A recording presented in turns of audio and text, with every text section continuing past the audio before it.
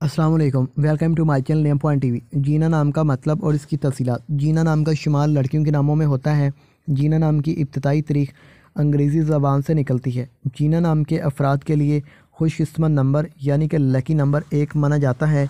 जीना एक ईसाई धर्म या एक ईसाई मज़ाहिब का नाम होता है। जीना नाम के अफराद के लिए इसका मतलब सफ़ेद और हमवार है। जीना नाम के अफराद के लिए मुवाफ़िक पत्थरों में और फ़ायदेमंद नंबरों में 1, 4, 8 और 10 शामिल हैं। हिंसों के हिसाब के मुताबिक जीना नाम के अफराद के लिए हुक्मरानी वाले घंटे 1 AM से 3 AM हैं, जबकि खुशकिस्मत दिनों में बुध, जुम्मा, हफ्ता शामिल है। जीना के हाकम स्यारों में ज़हल शामिल है। खुशकिस्मती वाली दातों में हिंसों के हिसाब से लोहा शामिल है। जीना नाम के अफराद के लिए मुवाफ़िक रंगों में काला, नीला और सरमद रंग शामिल हैं, जबकि मुतमादिल मुवाफ़िक पत्थरों में भी काला, नीला शामिल है। अफराद का असूल ज़िंदगी है कि आपको अपनी कामयाबियों पर फ़ख्र होता है, मगर ये फ़ख्र गुरूर से बदल जाता है, जिससे दूसरे लोगों को तकलीफ़ पहुँचती है।